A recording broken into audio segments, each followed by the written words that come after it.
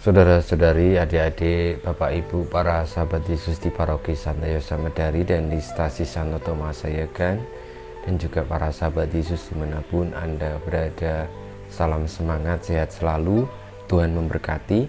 Marilah kita kembali belajar ilmu sejati pada hari Jumat tanggal 16 Juli tahun 2021, hari biasa pekan ke-15. Kita mohon berkat Tuhan, kita mengawali belajar ilmu sejati dengan berdoa. Dalam nama Bapa, Putra, dan Roh Kudus. Amin.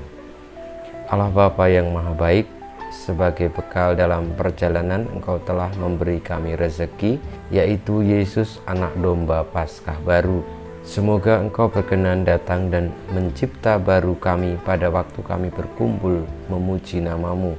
Dengan pengantaran Tuhan kami Yesus Kristus Putra-Mu yang hidup dan berkuasa bersama Dikau dalam persatuan Roh Kudus Allah sepanjang segala masa.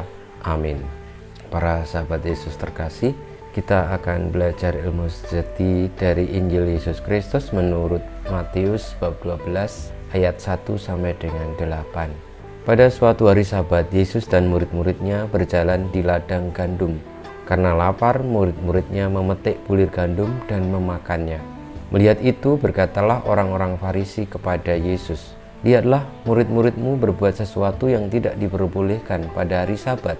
Tetapi Yesus menjawab, "Tidakkah kalian baca apa yang dilakukan Daud ketika ia dan para pengikutnya lapar? Ia masuk ke dalam bait Allah, dan mereka semua makan roti sajian yang tidak boleh dimakan kecuali oleh imam-imam. Atau tidakkah kalian baca dalam kitab Taurat bahwa pada hari-hari Sabat imam-imam melanggar hukum Sabat di dalam bait Allah, namun tidak bersalah? Aku berkata kepadamu, di sini ada yang melebihi bait Allah.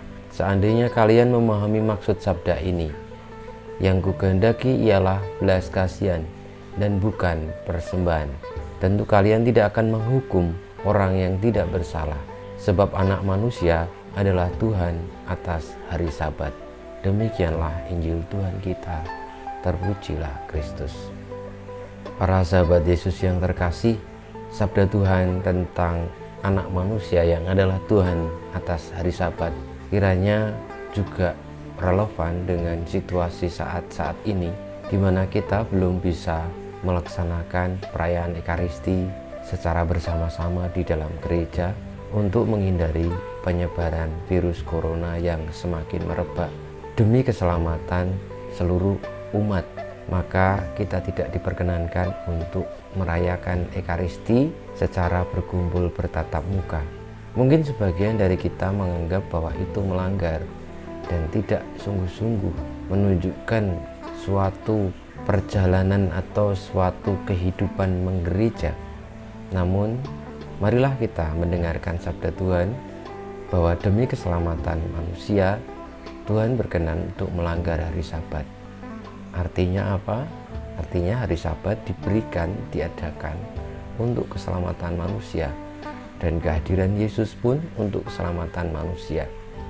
Maka dalam situasi pandemi ini, marilah kita mengarahkan juga doa-doa kita, ibadah kita, ketaatan kita akan aturan-aturan ataupun ajaran-ajaran gereja untuk keselamatan manusia, untuk keselamatan sesama.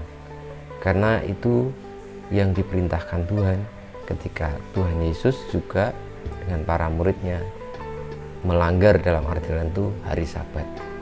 Kita mohon berkat Tuhan supaya kita mengerti yang sejati dan menaatinya dengan selalu mengupayakan keselamatan bagi sesama, meskipun kadang-kadang bertentangan dengan apa yang menjadi ajaran atau aturan gereja. Kita mohon berkat Tuhan.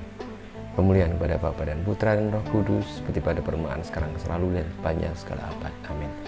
Ya Yesus, jadikanlah hati kami seperti hati-Mu. Tuhan, bersama-Mu dan bersama Roh-Mu, kita semua hidup kita, perjuangan kita untuk taat setia kepada ajaran Tuhan demi keselamatan sesama, senantiasa dibimbing, dilindungi, diberkati oleh Allah yang Maha Kuasa, Bapa dan Putra dan Roh Kudus. Amin.